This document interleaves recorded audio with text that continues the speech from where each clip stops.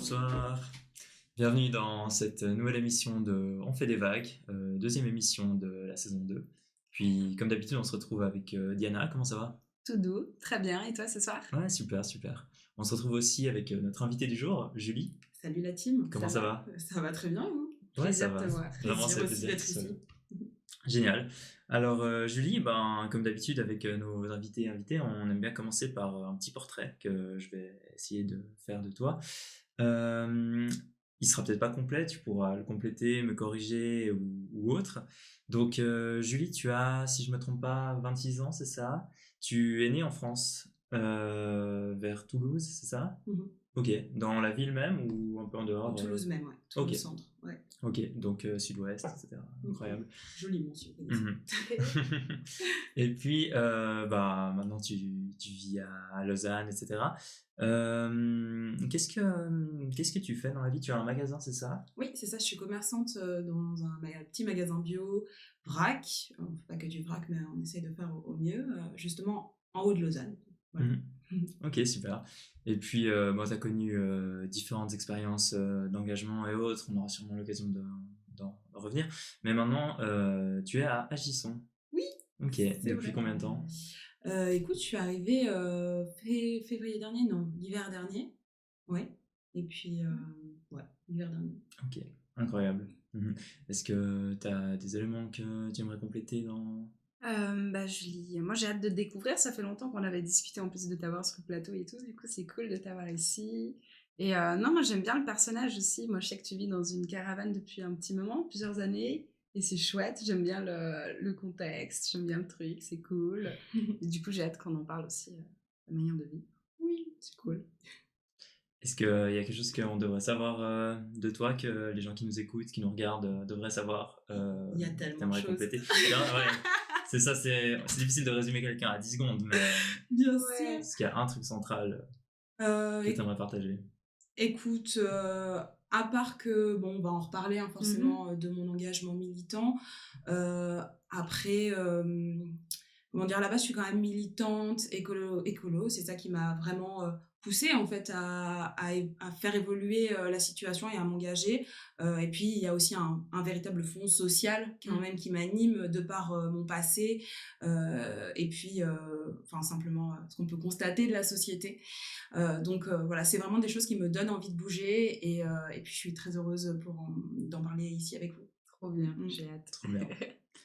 Alors comme tu sais, on va pouvoir commencer par la première question, et puis on a toujours une tradition, c'est que la première question, on la tire au sort.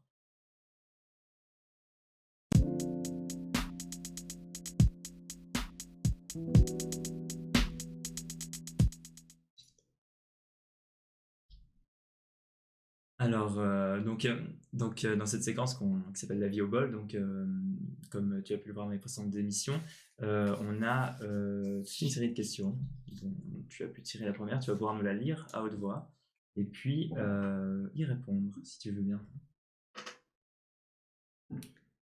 Y a-t-il un lieu en Suisse que tu aimes particulièrement pour se ressourcer, visiter? Voilà. Alors, franchement, je vous avoue, ça va être assez bateau, ce que je vais vous dire. Mais en fait, le lieu en ce moment où j'aime le plus être, et je suis très heureuse de pouvoir le dire parce que c'était pas le cas pendant longtemps, c'est la forêt du Jura. Ah ouais? Ouais, je suis très heureuse parce que tout le monde m'a toujours dit il faut toujours aimer la nature, etc. Et en fait, il y a assez peu de temps, j'ai découvert que j'aimais vraiment être dans la nature et du coup, pour moi, c'était une victoire parce que je suis quelqu'un de très citadin à la base. Ouais. Et surtout, faire du sport et le parcours Vita, tout ça, Ouais, c'est cool. Ouais, c'est un truc qui m'anime bien en ce moment et je suis assez contente de pouvoir prendre soin de moi. Je pense que c'est aussi un message à faire passer de prendre soin de soi pour pouvoir aussi prendre soin des autres, de la nature et des gens. Très important. C'est déjà la base, ouais. Ah ouais. Mhm. Ok, Ah ouais. super message pour commencer, je trouve. Trop bien, on va pouvoir revenir dessus, je pense aussi après. Est-ce que tu aimerais répondre à cette question, Dina? Du coup, un lieu que j'aime particulièrement. Moi je suis assez une fan de Lausanne en vrai. Je suis assez. Je suis pas lausannoise de base, mais j'adore Lausanne, l'ambiance, la petite vie. Je trouve toujours assez culturelle et puis une ville où il se passe pas mal de choses dynamiques, mais sans être trop dans le truc où tout se paye ou je sais pas. Ouais, j'aime Lausanne, ces petites rues, sous gare. Trop bien. principalement. Et toi, Aurel, tu penses à un endroit? C'est des endroits où ça fait un petit moment que je suis pas retourné, mais bon, j'ai eu la chance de grandir dans un appartement qui était vraiment à 2 pas d'une forêt, dans un immeuble qui était vraiment à côté, dans un petit village, enfin, petit village, pas très loin de Lausanne en fait. Ouais. Et puis à Romanel. Et puis, en fait, vraiment, je sortais de chez moi, j'étais dans une forêt, et puis j'ai passé beaucoup de temps quand j'étais plus petit à jouer dans la forêt, le mercredi après-midi, le week-end, etc. Et puis, ça fait super longtemps que j'y suis pas retourné, mais je sais que quand j'habitais encore à Romanel, j'y allais régulièrement et autres. Et puis, ça m'est arrivé de temps en temps quand même de repasser par là. Et puis, Bon souvenir. ouais, c'est ça. Puis, de manière plus générale, moi, j'aime assez bien marcher le soir, surtout. Ça m'aide un peu je fais le tour du quartier, vers chez moi, et puis ça m'aide à mettre un peu de l'ordre dans mes pensées, à réfléchir et autres. Et puis c'est quelque chose que j'apprécie, quoi. Que je pense qu'on perd un peu l'habitude de faire des fois, parce que quand on est pris dans la routine, j'ai besoin de me forcer et de trouver du temps pour faire ça. C'est important. Mhm. Ouais. Et c'est vite rapide, comme tu dis, juste tout près de chez toi. Ouais, 15 minutes, 20 minutes, c'est pas grand chose des fois. Quoi. Mais... Ouais, c'est pas mal, ouais. Ça fait la diff. Ouais. Trop bien.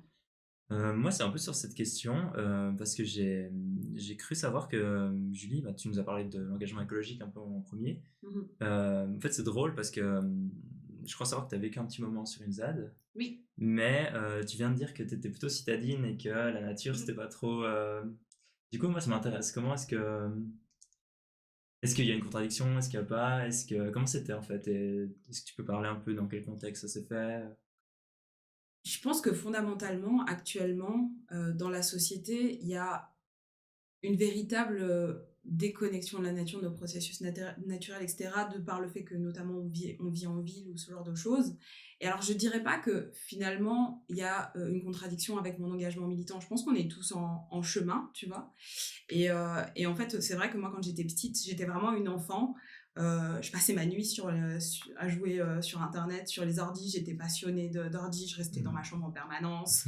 Et donc c'est vrai que du coup, cet engagement militant, par la suite, et même l'engagement social, parce que, juste pour faire une petite aparté, mais dans la question des ordinateurs, il y a une grosse dynamique, une problématique sociale, notamment au niveau des problématiques nord-sud, qui s'expriment. Donc, ça met en lumière, ça met en reflet, en fait, tous ces... toutes nos difficultés dans la société à pouvoir vivre en résilience avec les autres êtres vivants. Et en fait, du coup, c'est pour ça qu'en fait, au bout d'un moment, j'ai ressenti le besoin d'aller vivre sur la ZAD. Bon, c'était donc la ZAD du Moulin, c'est une ZAD qui s'est construite contre le grand contournement ouest à côté de Strasbourg, pour lutter donc contre la suppression d'une forêt entière au profit donc de Vinci pour une autoroute et un énorme parking. Donc il s'avère qu'ils n'ont pas fait l'énorme parking, mais ils ont quand même fait l'autoroute, donc ils ont coupé une forêt plusieurs fois centenaire en deux, donc ils ont bousillé de la biodiversité puis une congruence entre les deux aspects de la forêt, bref, les deux parties.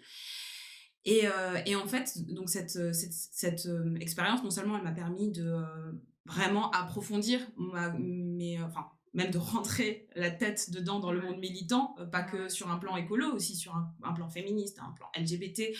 J'ai aussi découvert la pensée anarchiste, la pensée communiste aussi. Donc vraiment, ça m'a permis de me construire. Et puis aussi de lutter et de vivre quand même pendant plusieurs mois, notamment un février à Strasbourg sans chauffage dans une caravane. Donc là, au plus proche de ce que c'est la vie. Là, t'es connecté avec la nature. Ah ouais, là, t'es connecté. Je sais pas si t'es connecté avec la nature, mais au moins t'es connecté à tes ressources, quoi. Ouais. Et mais du coup, c'est un chemin en fait de aussi aller dans la forêt. En fait, à la base, moi aussi, j'étais obligée de un peu me forcer parce qu'il faut y aller, il faut aller se ressourcer. Ouais. Moi, j'étais là, laissez-moi au chaud, très bien devant mon ordinateur, ça va. Pourquoi pas. Ouais. Mais après, il n'empêche que finalement, je me rends compte que à chaque fois que je faisais ce chemin d'y aller, quand j'étais à l'intérieur, mais c'est full plénitude. C'est prouvé à part ça. C'est incroyable, quoi. Ouais, c'est prouvé que je pense être entouré d'arbres, de tout, justement, tout cet écosystème, ça rafraîchit, ça renouvelle tout ton cerveau, donc je pense que tu peux que le ressentir. Ouais, puis même marcher, tu vois, ouais, bien sûr. Mais du coup, cette expérience en Z, c'est ta première expérience dans le monde militant ou pas forcément? Un peu genre porte ouverte, ça a été la porte d'ouverture. Ça va très bien, porte ouverte. Oui, non. Bon, déjà, il faut savoir que moi, je suis quand même fille d'un réfugié politique qui n'a pas eu les droits. Donc, mon père est congolais, donc il a dû fuir son pays. Et puis, quelques années après ma naissance, mon oncle s'est fait tuer dans un commissariat, enfin, il s'est fait tuer par des policiers. Et à Paris, et donc du coup naturellement en fait c'est en suivi, j'avais que 4 ans en fait, mais c'est en suivi quand même une lourde bataille juridique pour ma famille. Et donc du coup il y a eu cette bataille juridique, et ma maman aussi qui est quand même assez militante, engagée dans la justice sociale. La justice sociale, ouais, beaucoup. Donc ça a été mes premières expériences enfant. Puis en fait, après, il y a quand même eu toute une partie où j'étais une adolescente vraiment très casse-pied. Donc il a fallu que je sorte de ma précarité intellectuelle et puis aussi ensuite de ma précarité matérielle.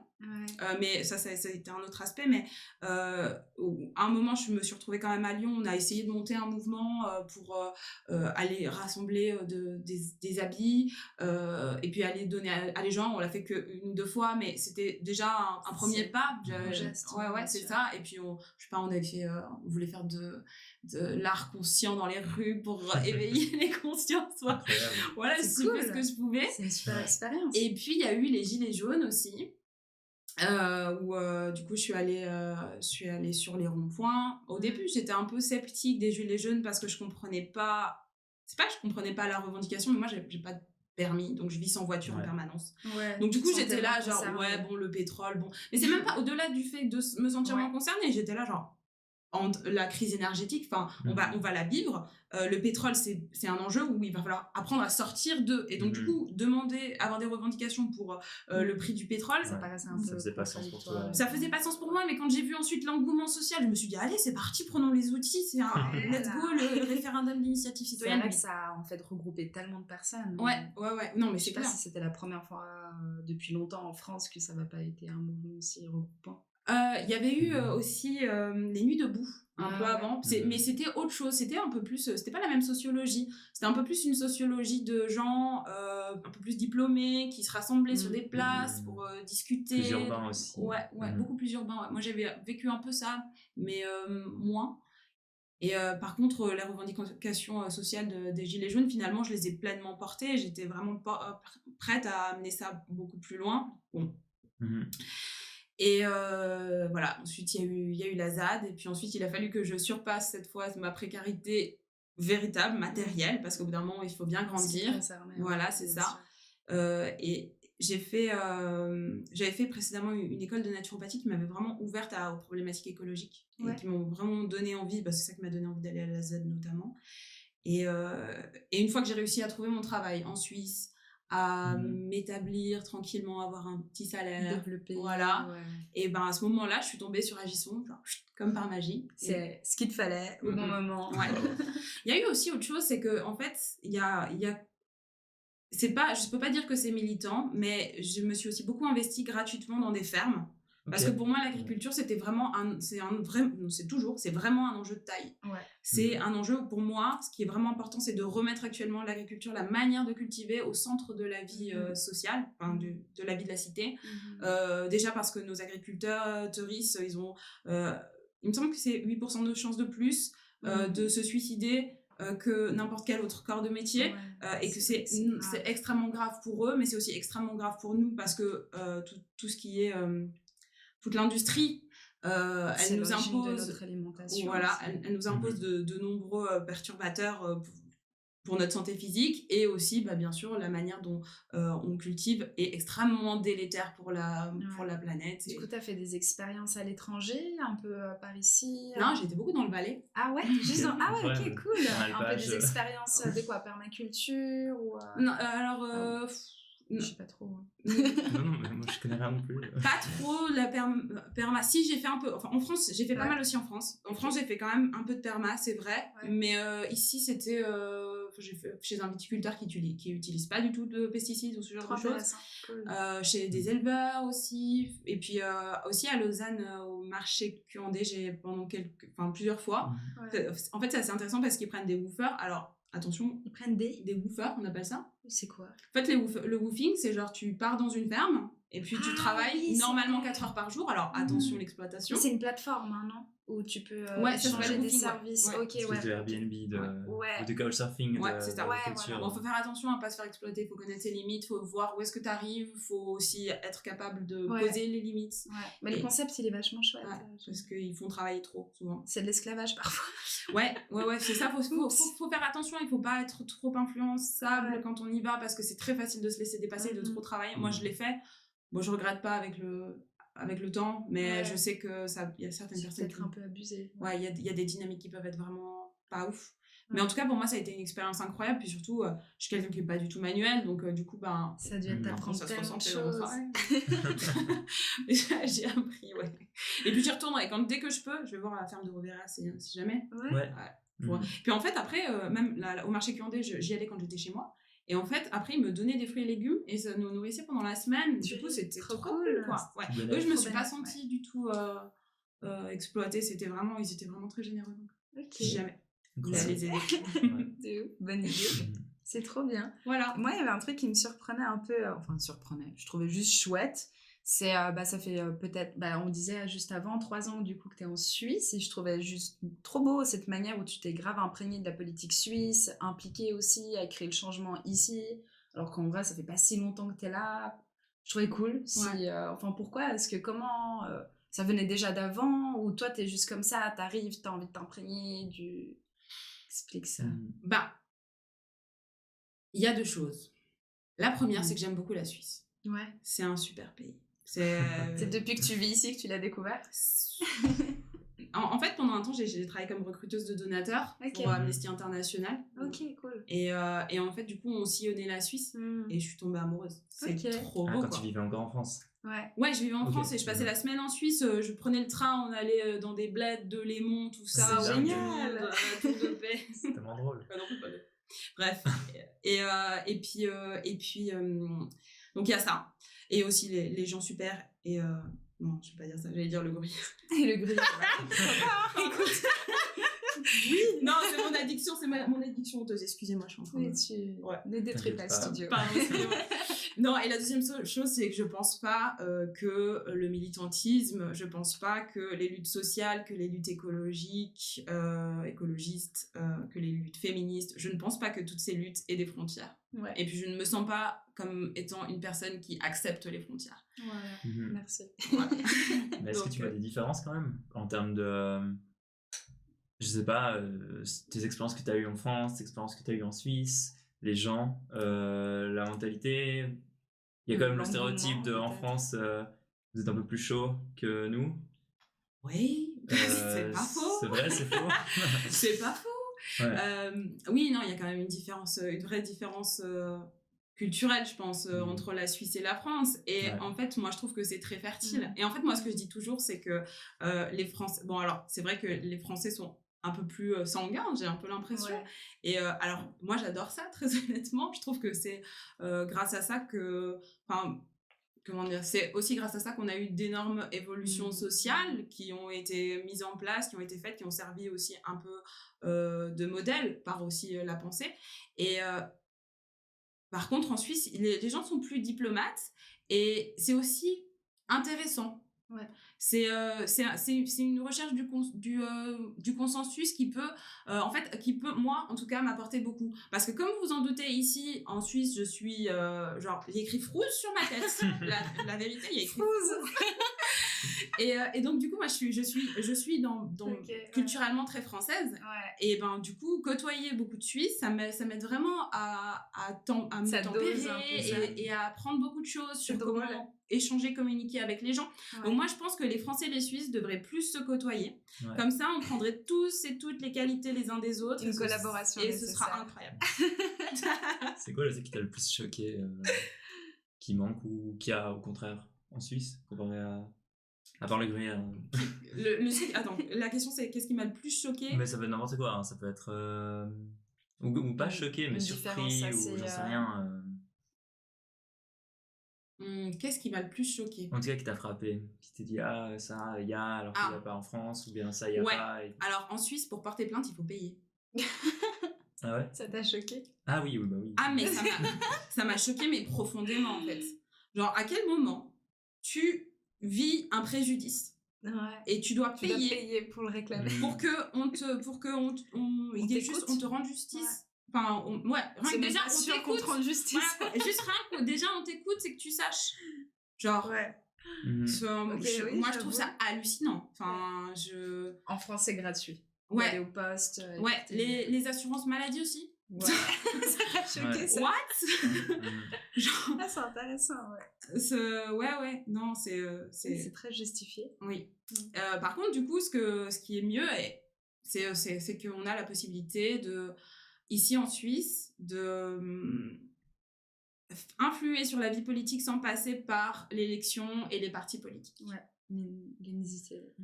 Notamment, ouais, grâce aux initiatives, aux référendums, etc. Ouais. Et ça, alors, c'est peut-être, c'est très limité, vraiment, ça a ses...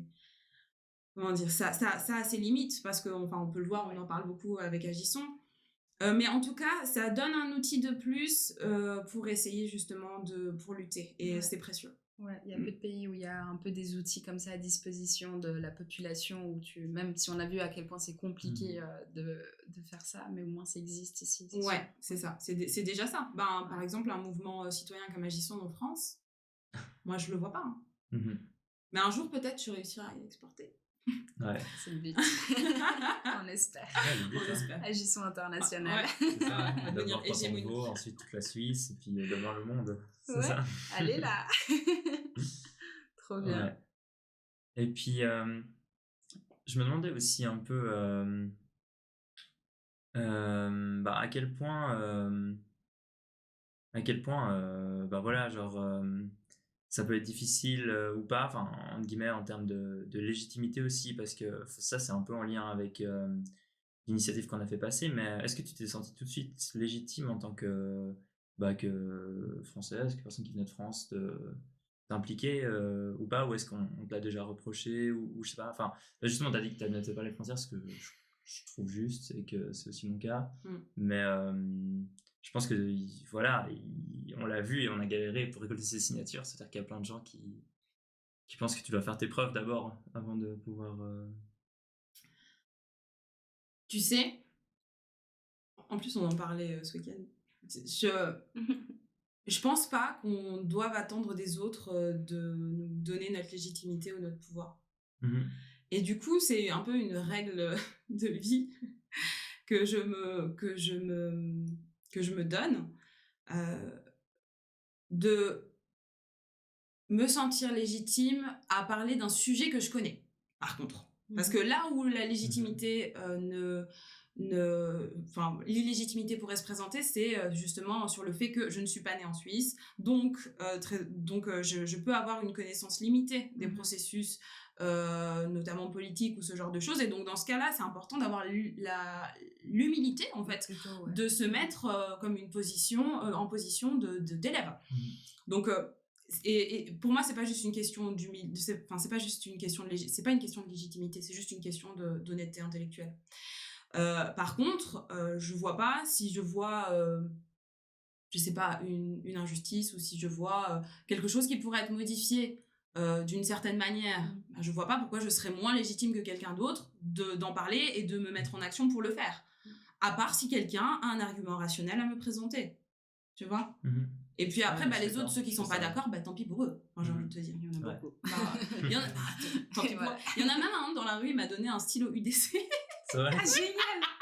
Oui. Comment ça s'est passé Mais je sais plus, je l'ai rencontré, il a dit moi j'aimerais bien que les étrangers ils partent. Tenez, je vous donne ce stylo. J'étais là.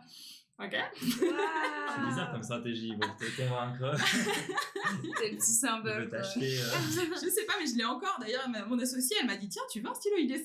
J'étais là, oui, c'est moi qui l'ai ramené. Ouais, incroyable. Cool. Ouais. Moi, j'étais quand même contente parce que les stylos, c'est utile. Ouais. T'imagines que t'as fait signer l'initiative avec un stylo IDC moyen. En vrai, autour de nous, moi en tout cas, je connais peu de personnes autour de moi qui ont un stylo comme ça, donc je pense que t'es assez privilégié. Quel privilège. On pourrait le voir au magasin Aromabrax si jamais ça t'intéresse. On va faire un musée d'Agisson bientôt, je l'amène. Et écoute, musée des antiquités démocratiques. Pourquoi pas, hein. Ça fera partie, le stylo de l'IDC. La pièce de collection. On pourrait essayer de récolter une initiative en récoltant toutes les signatures avec le stylo. Avec les stylos de lycée. Franchement, ça pourrait faire un bon troll, un bon coup de com', faut y penser. Ouais. À retenir. C'est vrai que toi, t'étais beaucoup sur le terrain, du coup, là, ces derniers mois, pour la récolte de la campagne, la Dagisson. Ça, c'est quelque chose que t'avais déjà fait, hein, de la récolte de signatures. Ouais. Et, mais là, c'est la première fois, je crois, que tu le faisais en mode bénévole, full. Ouais. T'as aimé l'expérience, t'as trouvé... Bah alors, ouais, du coup, comme je vous ai dit... quelqu'un qui nous entend, qui avait peur peut-être de se lancer dans la récolte. Yes, je vois le message. Tu vois ce que tu veux. Venez. Ouais, je vois. Alors, je pense que pour avoir ce témoignage particulièrement, il faudra demander à quelqu'un qui s'est senti empourré. Et il y en a eu plein. Ouais, moi, j'ai lu dans les formulaires. On a parlé avec Pauline, avec le dernier Ouais. épisode. Et d'ailleurs, elle avait partagé son expérience. C'était super chouette. Ouais. Ah, c'est trop bien. Ouais. Mais alors, du coup, moi, j'avais, quand je suis arrivée en fait en Suisse, j'avais quand même dans l'idée de participer à une démocratie bien plus performante que la mienne et super efficace, démocratie directe, incroyable et tout. Puis je me suis retrouvée à du coup récolter des signatures. Je me suis dit, waouh, c'est trop bien, ils peuvent faire changer, ils peuvent faire passer des initiatives, changer les lois et nous, on peut participer à ça. Ouais, et après, c'est incroyable, fou. Et ensuite, j'ai compris que s'il y avait des gens qui étaient payés, c'est qu'il y avait des gens pour leur donner l'argent et puis aussi finalement souvent les processus de formation sont assez douteux, notamment quand t'es payé, tu dis. Ouais, quand t'es payé. Ouais. Quand t'arrives à la formation et qu'on te dit alors ça c'est une initiative contre le congé paternité, mais pour que ça signe, parce que de toute façon t'es obligé de faire signer, parce que sinon bah t'es pas payé. T'es pas payé, t'as pas d'argent, tu vis pas. Ouais, parce que t'es payé à la signature. Hein. T'es payé à la signature. Ouais. Et puis les signatures qui payent le plus, c'est celles des gens qui ont le plus d'argent, totalement. Les prix montent en fonction de la difficulté. Ouais. Et du coup, il disait, c'est une initiative contre le congé paternité, mais du coup, pour que ça signe, il faut que vous disiez que c'est une pétition, enfin, une initiative pour le congé paternité. Donc en plus, on t'encourageait à mensonger sur les textes. Oui. Magnifiques. Ouais. Donc attends, je finis. Donc la vérité, j'ai fait 3 jours. Et puis j'ai fait signer que celle qui avait du sens pour moi, ouais. Heureusement, il y en avait. Mais c'est un travail il faut le savoir, qui est quand même extrêmement précaire, et à la fin de la journée, même si t'es loin d'arriver au bout de tes signatures, et pour pouvoir vivre, je trouve. Ouais, puis on t'encourage aussi à être un peu forceur, peut-être. Ouais, bien sûr, et enfin, non, on t'encourage pas à être forceur, parce que en fait, l'urgence t'oblige à être forceur, donc t'as pas besoin d'être encouragé pour ça. Ouais, parce que puisque t'es payé que à la signature, j'imagine que oui, exactement. tu te mets dans ce c'est la précarité dilemme, ça. quoi. Ouais. Et du coup, on peut pas, j'aimerais bien préciser qu'il faut pas en vouloir aux gens qui font ce travail, parce qu'en vrai, ils en ont besoin. Bien sûr. Bah oui. Ouais, donc du coup, c'est un système qui a changé. Moi, j'aimerais bien potentiellement, pourquoi pas, que ce soit géré, pourquoi pas par l'État, avec des budgets égaux, en fait, pour les différentes initiatives, quelque chose comme ça, et pas payer à la signature, donc payer avec un salaire pour faire fonctionner la démocratie. Pourquoi pas, c'est des questions. Et donc du coup, petite question parenthèse, je suis plus sûre en fait, comment ça se passe au niveau du recrutement? C'est les partis politiques qui recrutent? Non, c'est des agences, c'est même des assos un peu bizarres, puis ils peuvent avoir finalement des textes autant de ils peuvent avoir de droite, à boire et à manger. Si tu as ton initiative, tu peux contacter une entreprise et puis dire machin, on a cette initiative, est-ce que vous pourriez mobiliser vos équipes pour récolter sur ça, on vous paye tant. Ok, donc j'ai bien compris. Donc bon, problématique au niveau de la récolte de signatures. Et du coup, là, avec Agisson, pour la première fois, j'étais bénévole, et j'étais très heureuse de faire ça de manière bénévole, parce que, Dieu merci, j'avais un travail. Et du coup, bon, j'ai pas été sur le terrain autant que ce que je voulais, parce que j'avais des problématiques aussi personnelles, mais j'ai au moins fait une récolte par semaine, dont une qui était fantastique, la grève féministe, incroyable, 8 ans de signatures en 2 heures. Des gens qui prennent le truc et qui disent « Oui, c'est bon, j'ai lu !» Vous pouvez tout signer, là, t'avais dit, tu passais tes reposements, là, quoi, et t'avais 10 personnes qui signaient à la file comme ça, c'était incroyable, merci à la grève féministe, c'était vraiment, je me rappelle, il y avait un engouement fou, les gens ils venaient vers moi juste parce que je portais le t-shirt, et puis ils étaient, elle est où votre initiative? Et j'étais, waouh, c'est trop fou, et tu faisais 4 pas, tu voyais quelqu'un de ta team et t'étais là, ouais, on est dans la place, c'était tellement exaltant, c'était C'est un moment que t'as magnifique, quoi. kiffé. Ah ouais, c'était magnifique, vraiment. Incroyable. Et puis aussi, vraiment, il y avait un bon mood sur les récoltes. Bien sûr, il y a toujours des gens qui sont pas d'accord, mais il faut pas se laisser démonter, il faut juste passer, parce que en vrai, le projet, c'est juste de capter qu'il y a énormément de personnes qui pensent comme nous et juste de les trouver et de les aider à s'auto-organiser. C'est juste ça. C'est génial, c'est trop bien dit.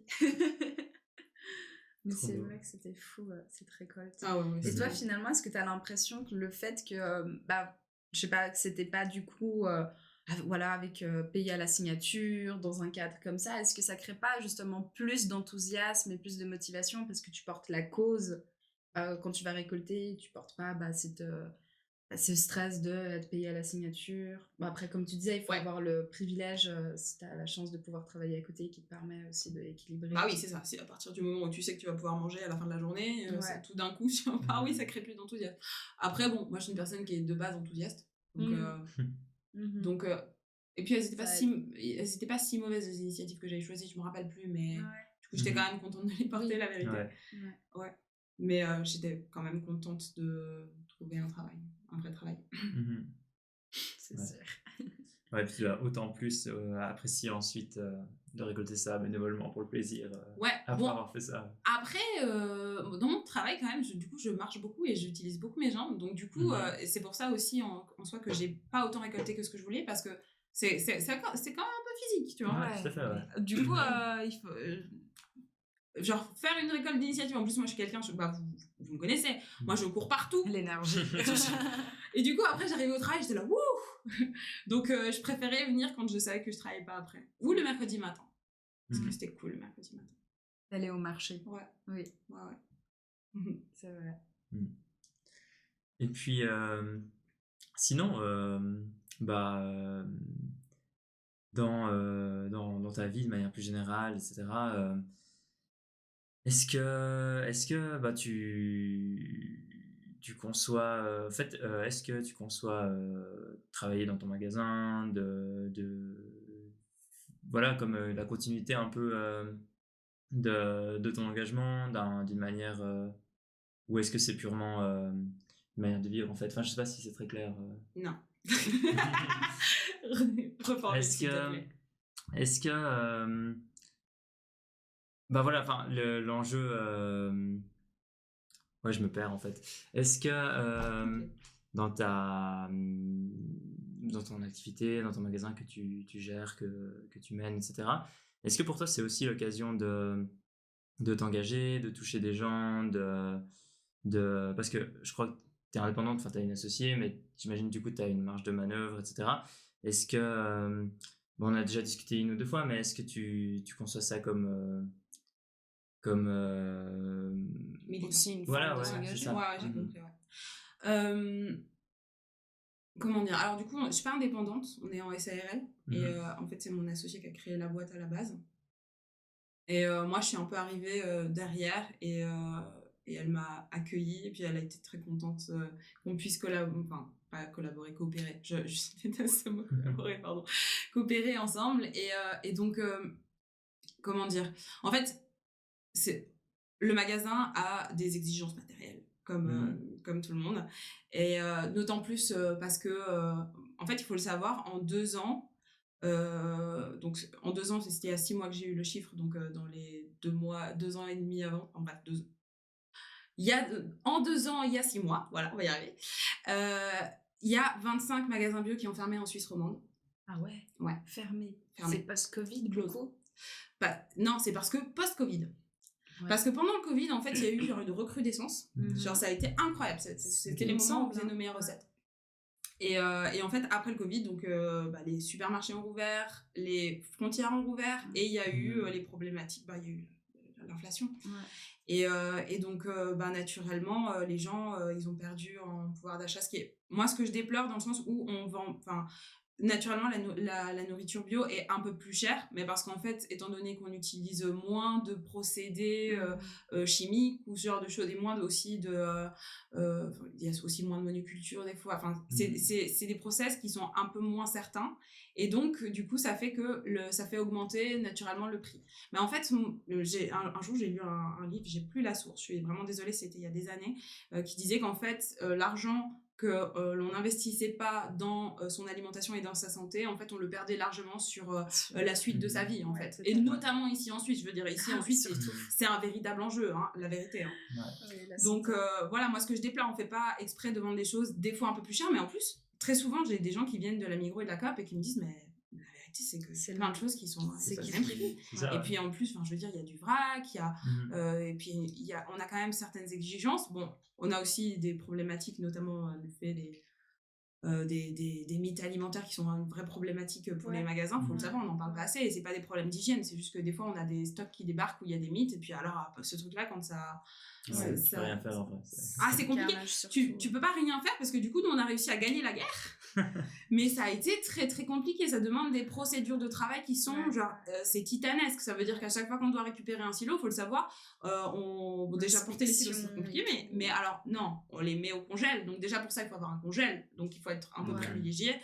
Et on les met au congèle et c'est grâce à ça qu'on a réussi à s'en sortir. Mais il y a énormément de magasins qui s'en sortent pas. Ça a des contraintes super fortes en fait quand t'as du exactement, t'as des contraintes qui sont énormes. Donc ça fait qu'on a des contraintes matérielles qui sont très compliquées. Donc pour l'instant, on s'est beaucoup focus sur comment survivre. Et donc, du coup, naturellement, on a dû, je dois le confesser, quand même passer un peu plus de paquets, parce qu'en plus, c'est impressionnant comme ça demande, en fait, les gens, genre, un paquet qui fait bip, je sais pas pourquoi, ça fait... Il y a la facilité du geste, donc l'habitude. L'habitude. Donc, du coup, en fait, moi, j'avais vraiment, quand je suis arrivée, une envie un peu de pureté militante, très écolo, le plus local possible, moins d'emballage et tout. Et en fait, tu te rends compte que ça ne rentre pas du tout dans la réalité matérielle. Mais ça peut venir aussi, parce que je pense qu'il y a aussi toute une aide, la réglementation, des choses qui doivent aussi être dans votre sens, qui ne doivent pas toujours aider. Je sais pas si toujours les normes aussi vont dans ce sens. Et pas plus handicapant parfois. Alors les normes, je sais pas, quoique récemment on a un contrôleur de l'hygiène qui est venu nous dire qu'on devait mettre un sas entre nos toilettes et puis notre stock. D'accord. Comment on fait? L'espace. Heureusement, je sais pas, heureusement qu'on a la Coda qui est incroyable et réactive et qui va en payer, je crois d'ailleurs. Mais... D'accord. Mais voilà, donc il y a eu en fait du coup tout cet aspect au niveau du matériel où en fait finalement on a dû accepter de faire des reculs et qui m'ont en fait vraiment donné envie de m'investir absolument sur le plan politique sur cette question, parce qu'en fait là actuellement les magasins ne peuvent pas supporter cette charge. Il faut que ce soit supporté par l'État et par des véritables politiques de bifurcation écologique. C'est évident, en fait, on doit aujourd'hui subventionner les personnes qui essayent de faire bien et aussi permettre aux gens en général d'y accéder, en fait. Et soutenir, en fait, l'agriculture durable, soutenir les magasins alternaux, etc. Donc là, aujourd'hui, c'est un enjeu sociétal, c'est même, je dirais, un enjeu sanitaire. Donc, il y a déjà ça, donc, où finalement, je peux un peu militer en parlant aux gens aussi. Et puis, du coup, en fait, finalement... Ça peut me permettre aussi de faire une plateforme pour pouvoir ensuite rediriger les gens sur l'engagement militant politique. Et j'envisage même de faire de mon magasin une plateforme pour soutenir les luttes écologiques, sociales et démocratiques. Il me semble qu'une fois déjà, pardon si je te coupe, il me semble qu'une fois tu avais aussi organisé une projection tout près de ton quartier. C'est vrai. Donc c'est vrai que c'est aussi... un espace qui peut se prêter à la sensibilisation, à montrer ce qui se passe. Fédérer un peu. Fédérer, c'est les structures dont on parlait ce week-end, les fameuses structures. Donc c'est hyper essentiel, moi je trouve ça trop cool. Quoi. Oui. Et puis aussi, il y a un autre aspect quand même de ma vie dont je parle un petit peu moins parce qu'il faudrait que je puisse approfondir mes formations, mais j'ai fait une formation de naturopathie. Et en fait, j'ai trouvé la démarche en fait absolument passionnante. Après, j'estime que la naturopathie doit être, en tout cas en France, beaucoup plus réglementée. Tu peux un peu redéfinir un peu. Alors, la naturopathie, c'est un peu... comment dire, c'est la personne... En général, j'aime bien dire... mais c'est un peu provocateur. C'est un peu le médecin généraliste de la santé complémentaire de bien-être. Ouais. Et on appelle ça bien la santé et naturelle, pardon.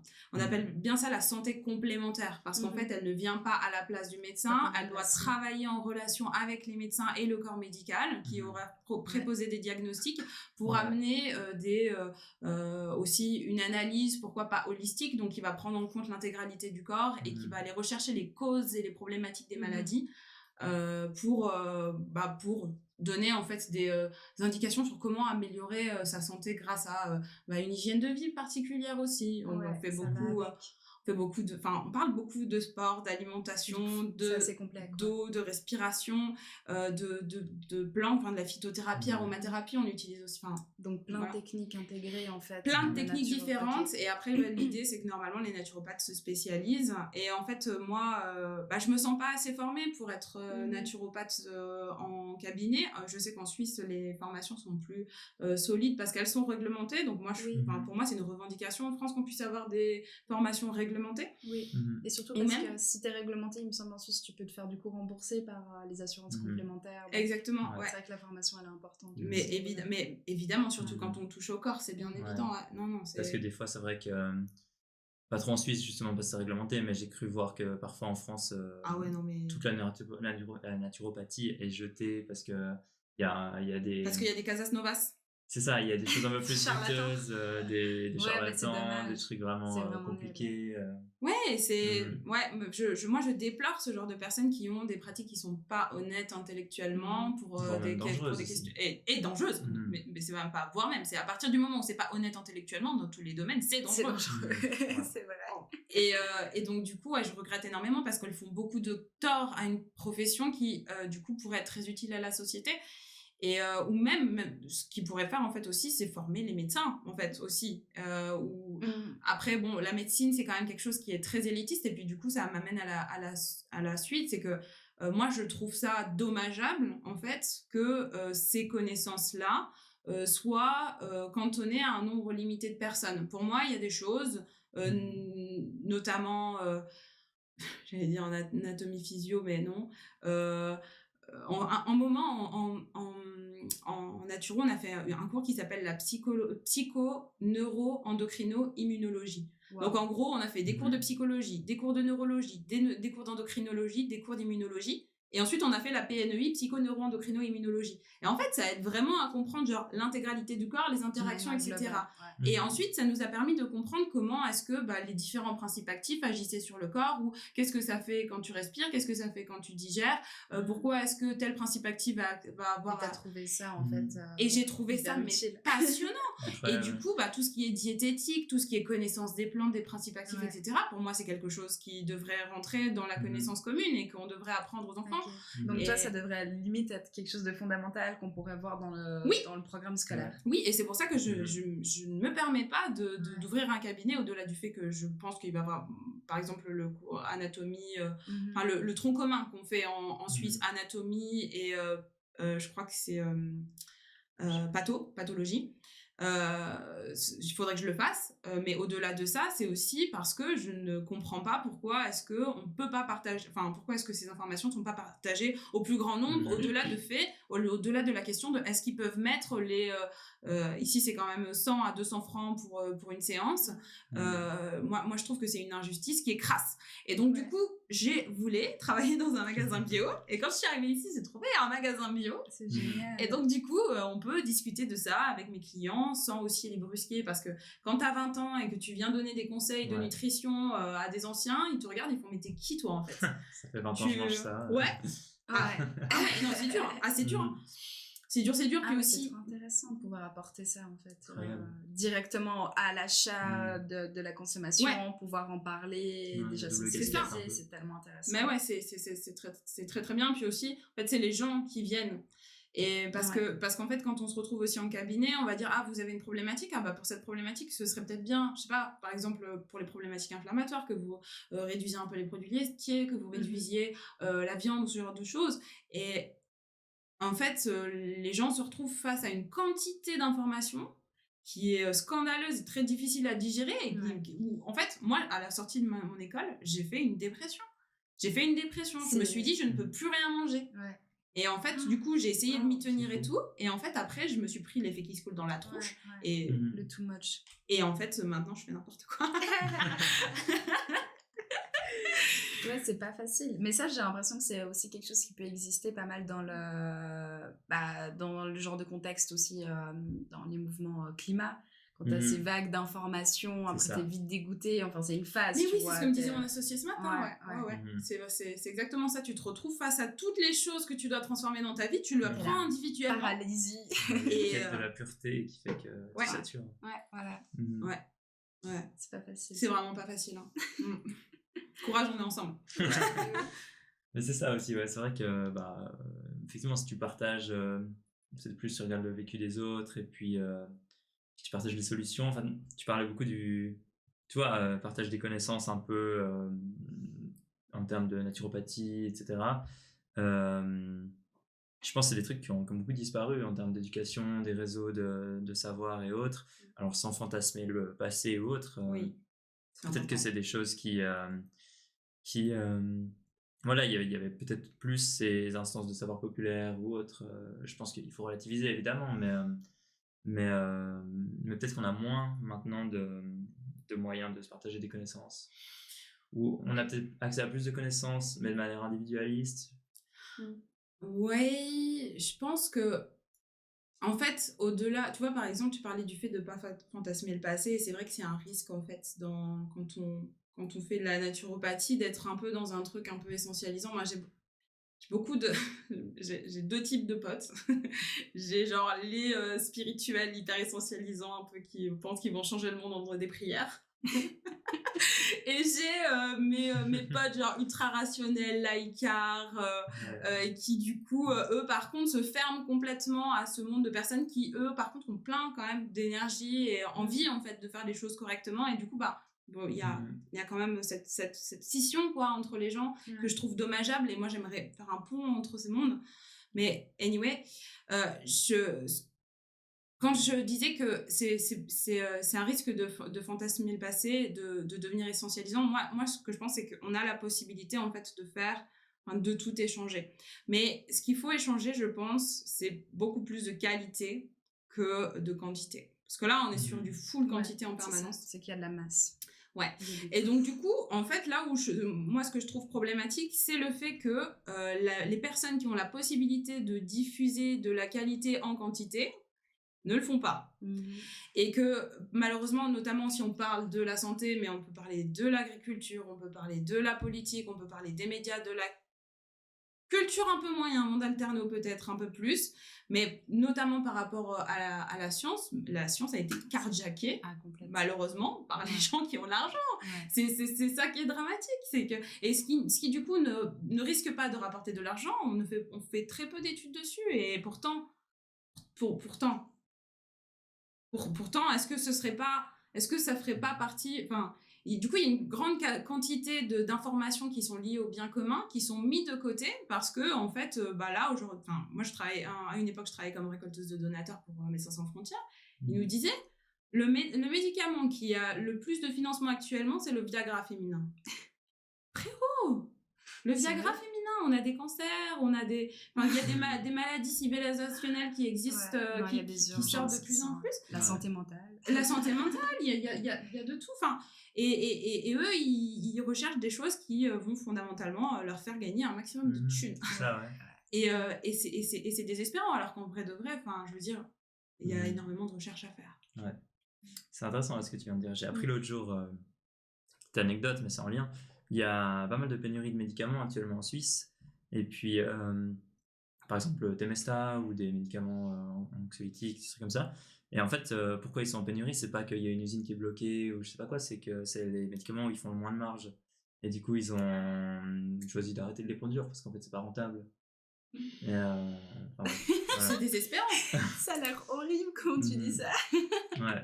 C'est absolument désespérant, mais c'est une des représentations, c'est une des anecdotes parmi l'infinité d'anecdotes qui peuvent exister, qui démontrent pourquoi est-ce que c'est aujourd'hui important qu'on sorte du capitalisme.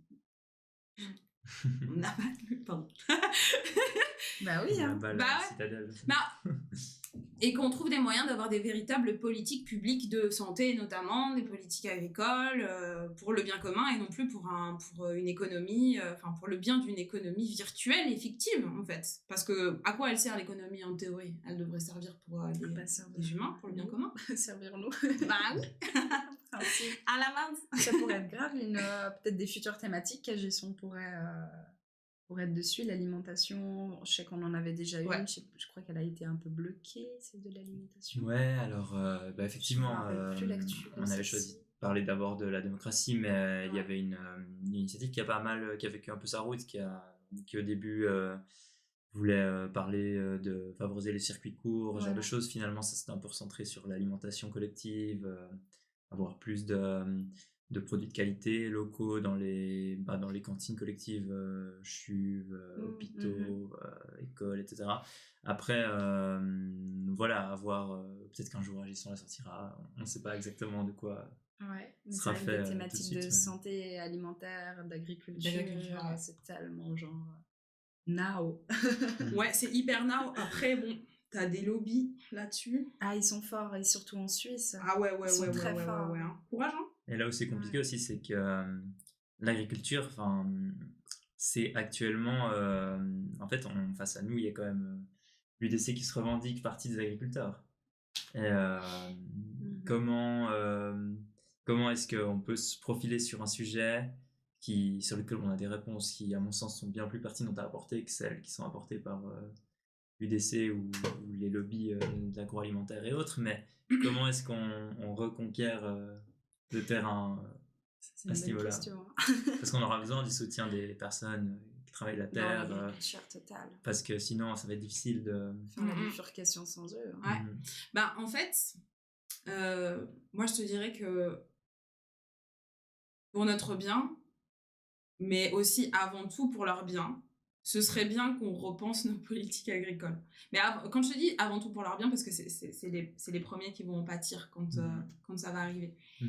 Et ils en pâtissent déjà. Quand je vous disais que il y a une véritable problématique de santé mentale pour les agriculteurs. La plupart des agriculteurs que j'ai rencontrés, une bonne partie, à part ceux qui travaillaient en team, en famille, qui étaient beaucoup, qui avaient des structures bien implantées, etc. Ils étaient tous en dépression. C'était full dépression. Et donc, du coup, finalement, je pense que notre rôle actuellement, alors, je crois que je l'avais entendu chez la fille, mais c'est de gouverner par le besoin, en fait. Et c'est d'arriver à mettre en lumière les besoins et d'arriver à démontrer, à prouver et à faire entrer dans la tête des gens quelles sont les meilleures solutions et qui les propose et qui ne les propose pas aussi. Ok. Ouais. C'est une stratégie. En tout cas, moi, c'est ma stratégie parce que fondamentalement, alors je sais pas exactement ce que propose l'UDC pour les agriculteuristes. T'as une idée, toi? Je pense qu'il y a beaucoup de discours. La réalité, je pense qu'il y a des accords de libre-échange qui détruisent les agriculteurs encore plus. Mais il y a un côté, je pense, rhétorique en mode, et puis un peu le discours, les personnes qui portent ces discours. Enfin, il y a tout un... Je t'avoue, je suis pas un expert du programme électoral de l'UDC, mais je pense que c'est aussi basé sur une forme identitaire un peu. Alors, probablement qu'il y a un peu plus d'agriculteurs qui sont à l'UDC parmi leurs membres des partis et autres. Puis il y a ce truc, on représente la Suisse intemporelle, puis la Suisse, les traditions, c'est quoi? C'est avant tout la terre. Et il y a des choses comme ça. Bah, franchement, moi, je kiffe. La vérité. Ouais. On représente la Suisse, la terre.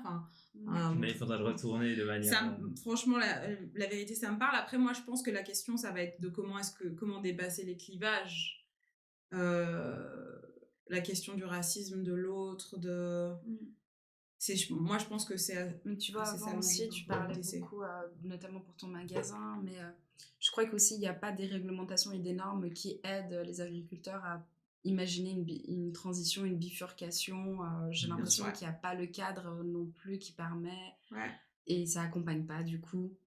Limite, je trouve qu'il y a je ne suis pas assez experte, donc je ne veux pas du tout lancer des choses, mais je crois même qu'ils sont souvent bloqués quant au choix de quoi cultiver, la qualité de celle-ci, puisque je crois qu'il y a souvent qu'un fournisseur un peu...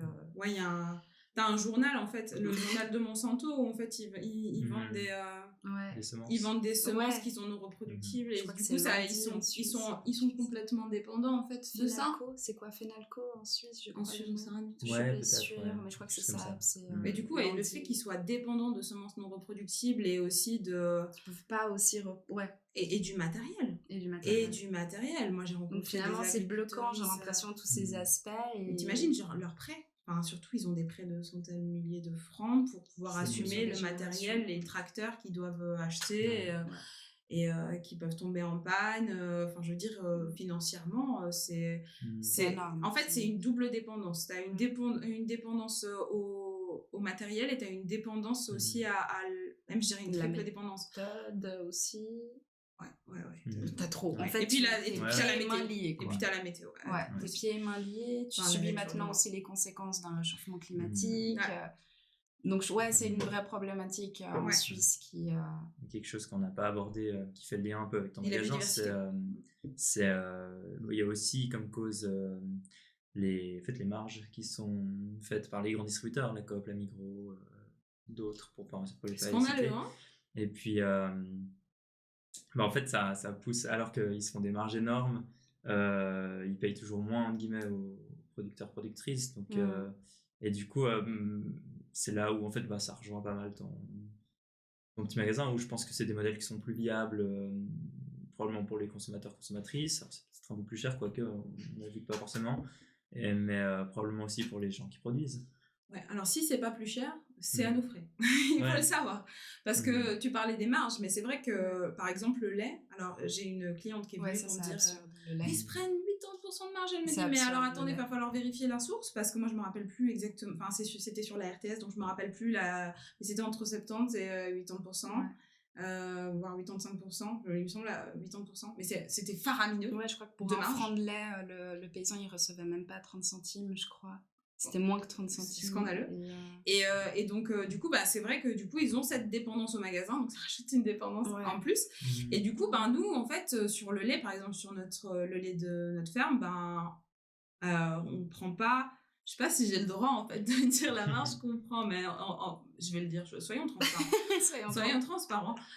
On prend entre 30 et 35% de marge, juste pour la survie du magasin, en fait. C'est obligatoire, il faut bien qu'on survive. C'est nécessaire, ça existe. Voilà, et sur le lait, on a 20%. Donc, si on devait vendre tous nos produits avec 20%, on coule. C'est fini. Mais tu vois, d'un autre côté, tu dis, est-ce que notre magasin, il est viable ou pas? Il est plus viable que les Coop et les Migros. Et justement, ce matin, on discutait avec mon associé, et en fait, on s'est rendu compte que notre travail était à moitié utile. Dans le sens où, la vérité, c'est que, je suis désolée de vous donner un tips, mais parce que moi, ça m'arrange pas, mais c'est pas grave, soyons transparents. Si vous nous aimez, venez. Business, si vous nous aimez, venez quand même, on vous accueille.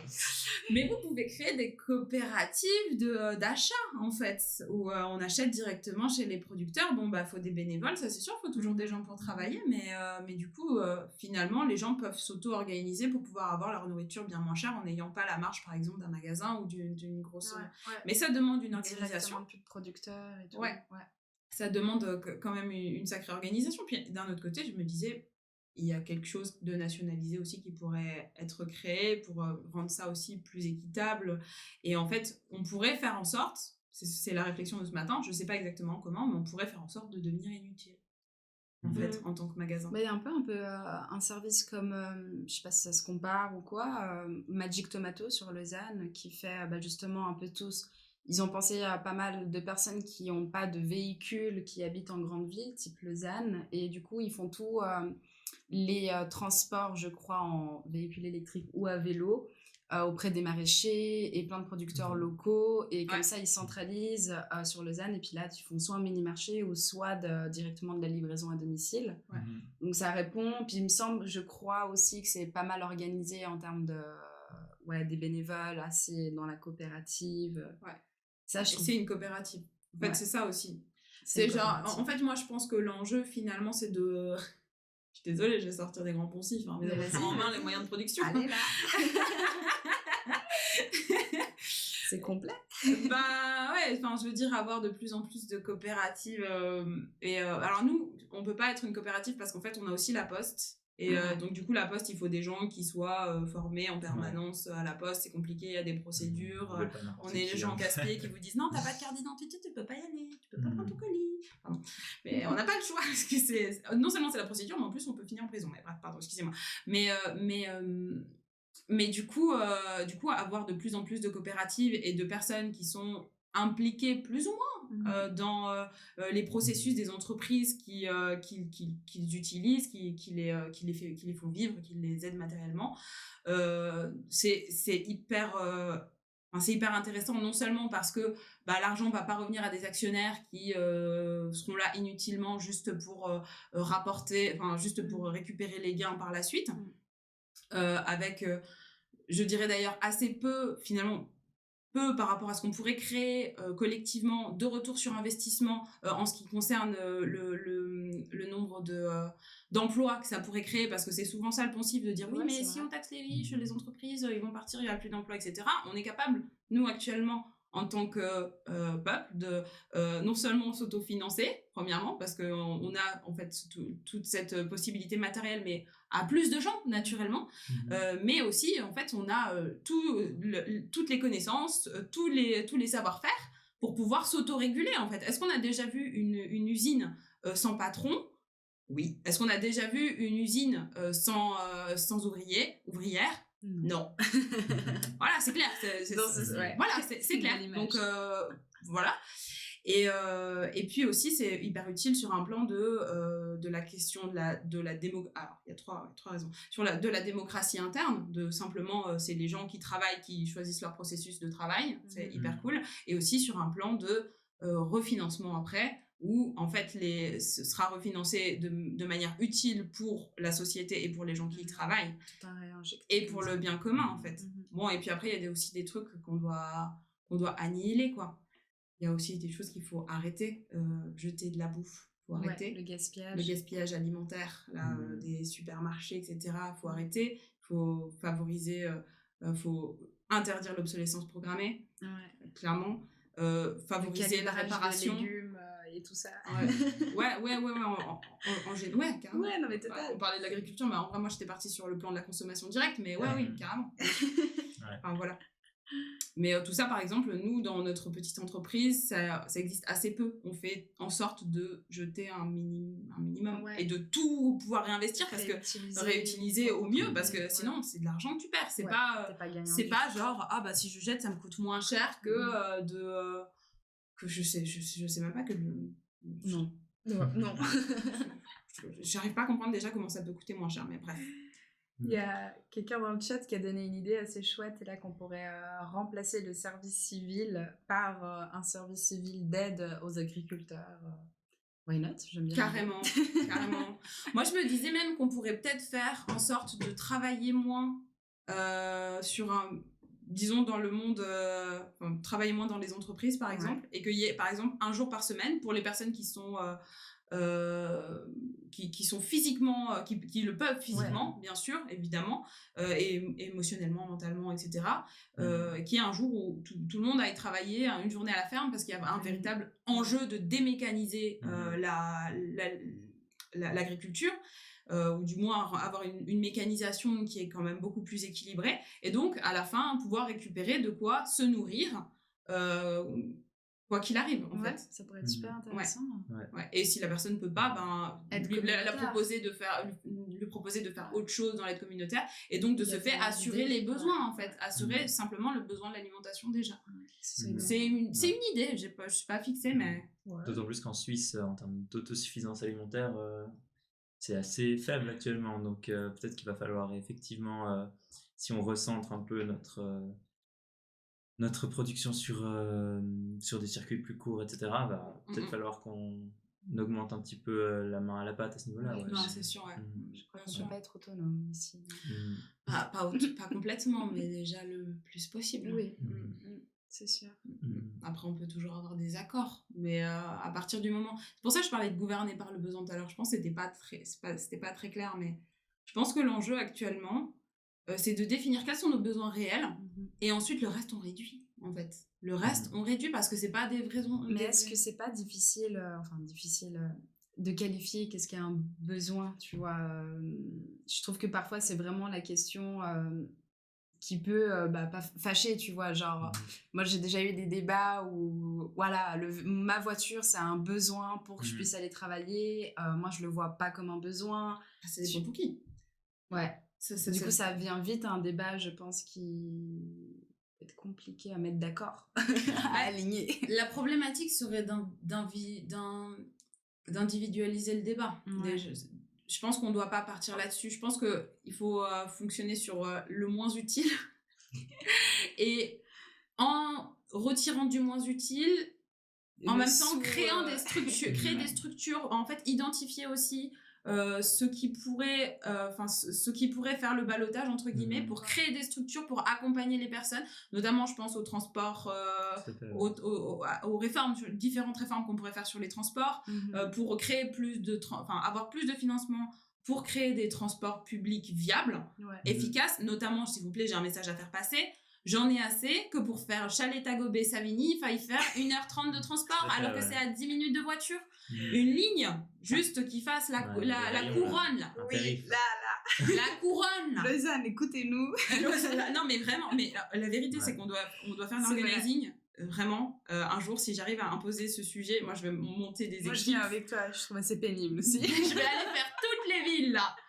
Mais même toi tu trouves ça bref, oui. on pourra réussir à s'organiser, ça pourrait être une petite sorte de campagne, mais bref, du coup investir déjà pour recréer des systèmes de transport viables et ensuite les rendre beaucoup plus accessibles, et en même temps les rendre beaucoup plus accessibles, c'est un véritable enjeu. Et donc à ce moment-là, tu vois, par exemple, la question de la voiture, si on fait ça, ça deviendra moins une question pressante et clivante, parce qu'on aura permis aux gens de trouver des solutions à leurs problèmes. Il y a vraiment des infrastructures à développer. C'est ça. Mais par contre, l'obsolescence programmée, tout ce qui nous empêche de réparer, tout ça. Le jetable, usage unique. Tout ça, c'est des trucs qui n'arrangent que les grands capitalistes qui en ont rien à faire de notre bien commun. Et donc commencer à s'attaquer à ça.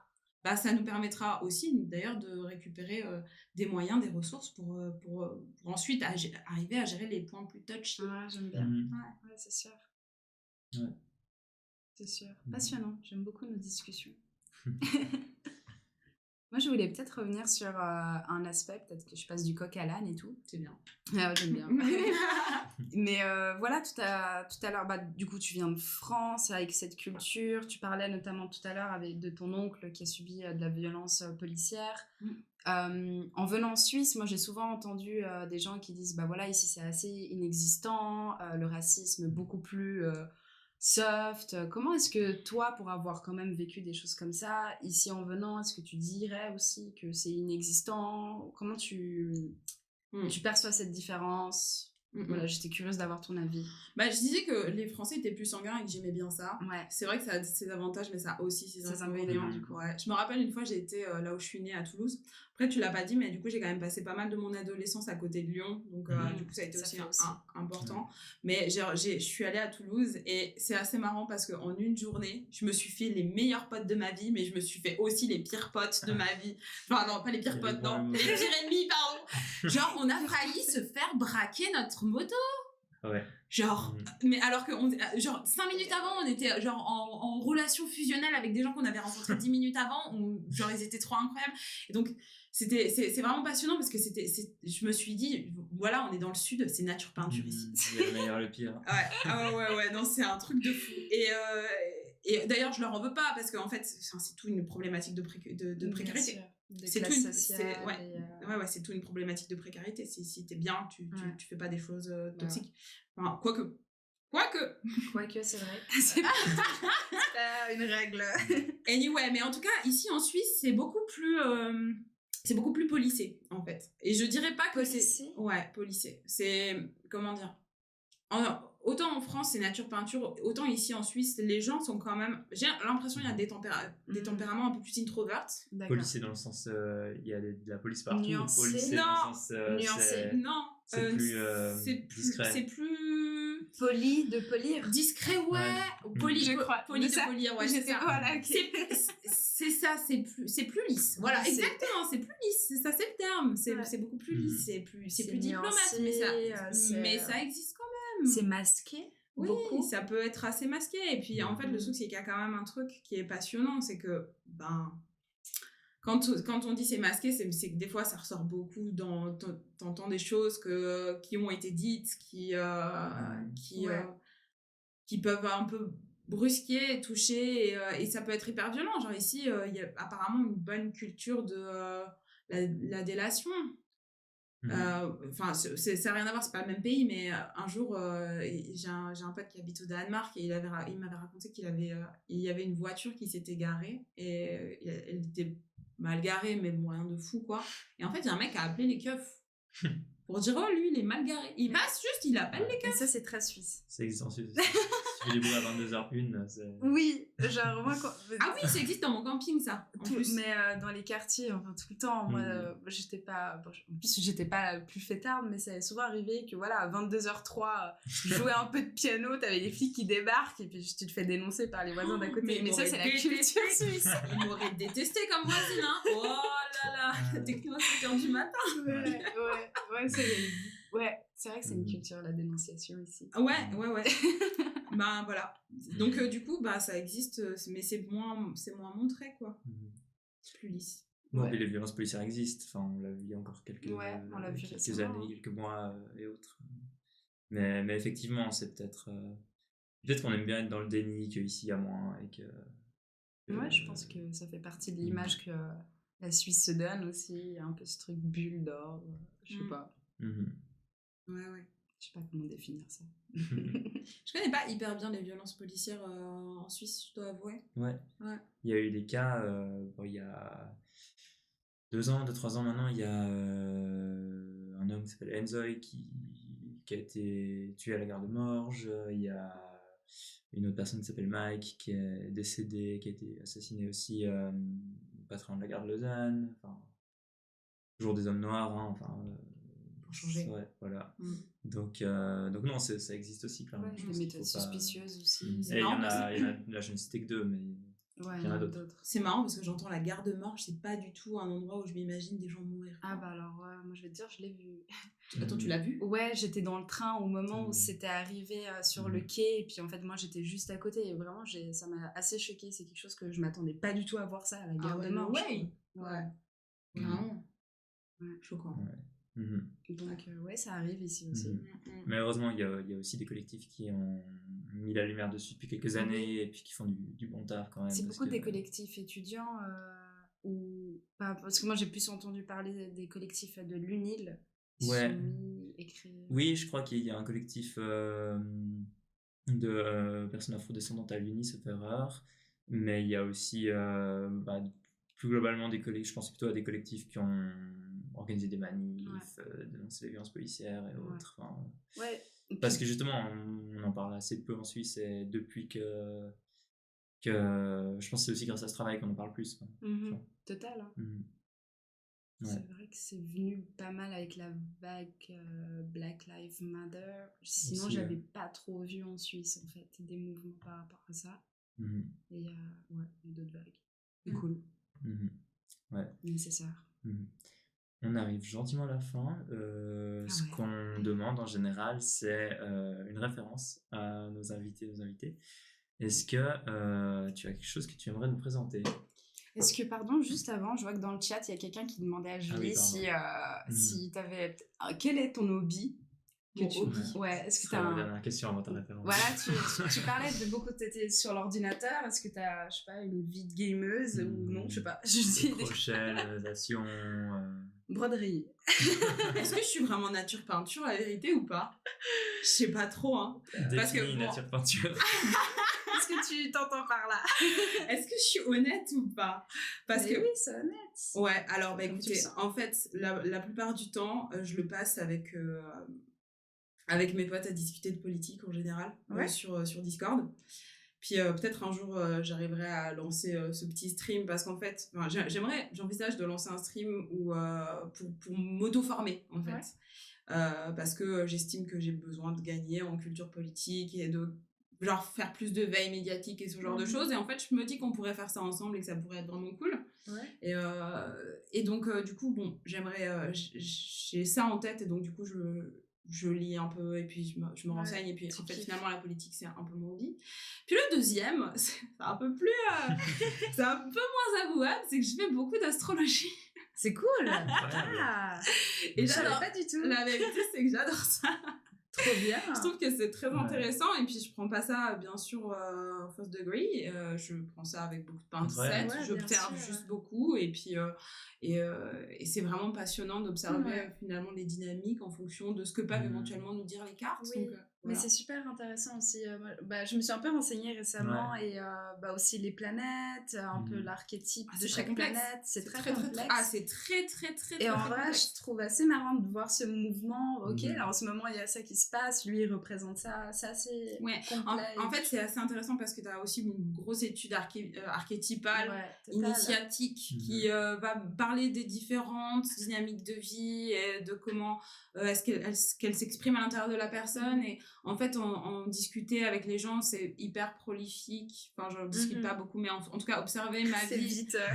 à l'orée de ça c'est très prolifique, j'apprends énormément sur moi.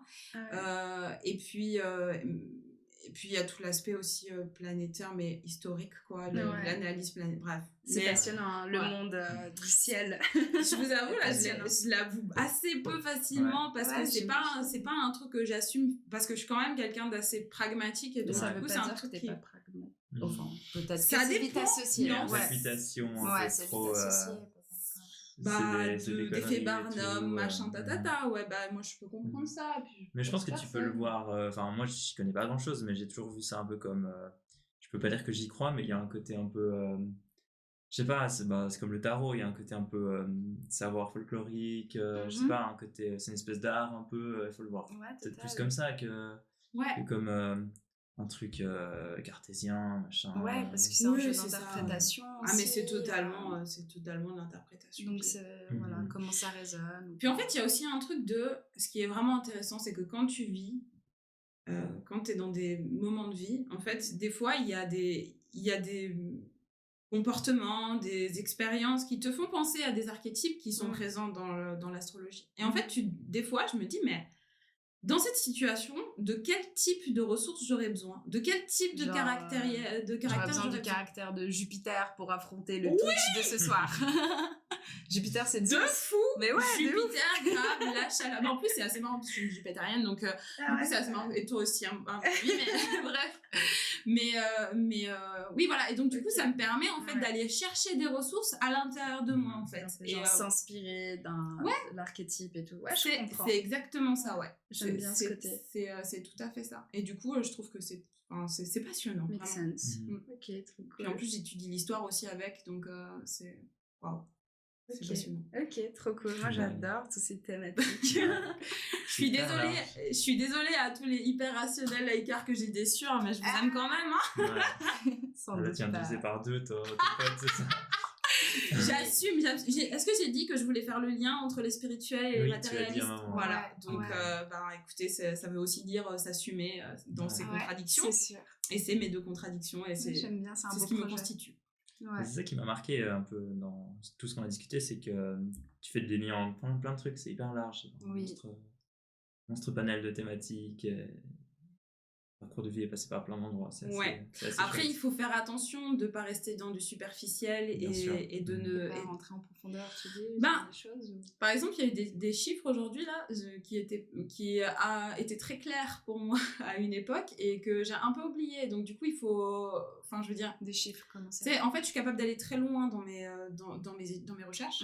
Mais le truc, c'est que si tu fais beaucoup de recherches dans beaucoup de choses, au bout d'un moment, ça peut, ce que tu as fait précédemment, ça peut devenir flou. Et donc du coup, il faut faire attention de toujours actualiser ses connaissances. Ouais. Et c'est un travail qui est colossal.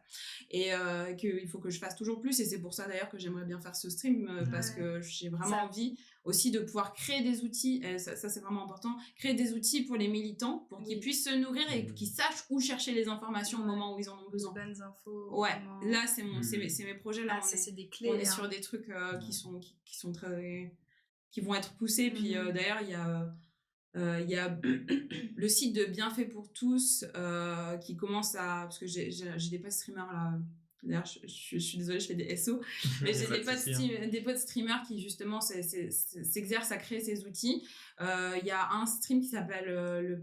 un wiki qui s'appelle le PolitiWiki qui permet en fait de recenser les différentes arguments, enfin les différentes takes, on appelle ça, mais attendez, les différents arguments des streamers ou des personnalités politiques. Donc c'est assez intéressant aussi pour connaître les positionnements politiques. Voilà, toujours sourcé avec la source qui est proposée. Donc c'est toujours sur Twitch ou sur YouTube ou n'importe qui, n'importe quelle personnalité politique.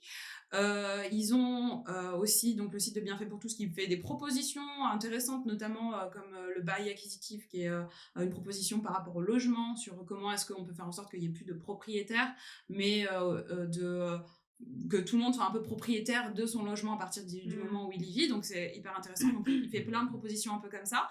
Il a créé à ma demande, et on va travailler là-dessus prochainement sur un projet pour arriver à déterminer en fonction des lois les différents votes qu'ont fait les députés à l'Assemblée nationale française. Donc voilà, donc ça permet de savoir qui a voté quoi. Comme ça au moins on peut débunker les mensonges de la droite et de l'extrême droite, notamment quand l'extrême droite dit qu'elle est féministe. Nous c'est très simple, on dit quand il y a eu telle loi, vous avez voté contre, donc c'est faux. Voilà, tout simplement. Donc ça c'est un outil qui va être très utile et qu'on va pouvoir développer, donc merci de l'avoir développé aussi vite. Et puis il va y avoir aussi, et j'espère très bientôt que Multi va le développer, c'est le Politipedia. Et le Politipedia, c'est un Wikipédia qui va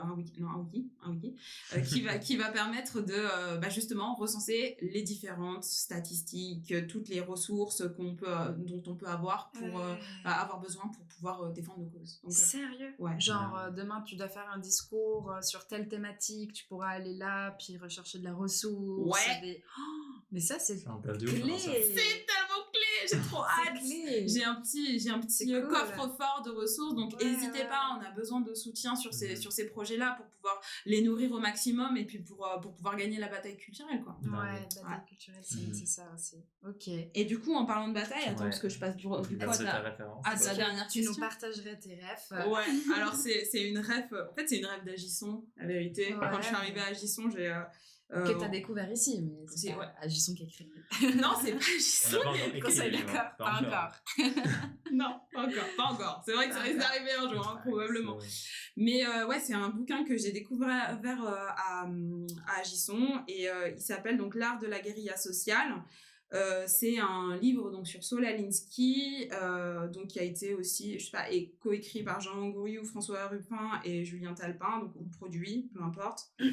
Et chez justement les Fakir Éditions, donc les éditions de François Ruffin. Mais pour pouvoir expliquer le livre, et puis je pense que lire le résumé c'est peut-être le meilleur moyen. Puis ensuite je vous expliquerai pourquoi est-ce que moi il m'a vraiment j'allais dire ambiancé, mais non, c'est pas le terme. Il m'a transcendé, c'est le terme, c'est beau, merci. Transcendé. Vas-y, avec plaisir. Transcendé, et on verra plus tard. Alors, Saul Alinsky, vous connaissez, un militant américain dans les années 1960 qui a mobilisé les ghettos qui étaient déclarés ennemi numéro 1 par la presse, qui voyaient se liguer contre lui sur le tarmac de l'aéroport lorsqu'il s'approchait d'une ville, le Ku Klux Klan et le conseil municipal. Et tout ça sans fusil. Avec, au contraire, par exemple, le prout comme instrument révolutionnaire ou encore la grève des toilettes comme menace. C'est le Sun Tzu de la J-pop, le Clausewitz de la guérilla sociale, le champion du jujitsu politique de masse. Grâce à lui, parfois, David l'emportait contre Goliath. L'emporte encore. Car, en rédigeant un manuel en fondant des écoles, Saul Alinsky a fait des émules. Des tas d'activistes se sont inspirés de ces méthodes où le rire sert souvent d'arme, où la ruse prime sur la force d'un pragmatisme roublard.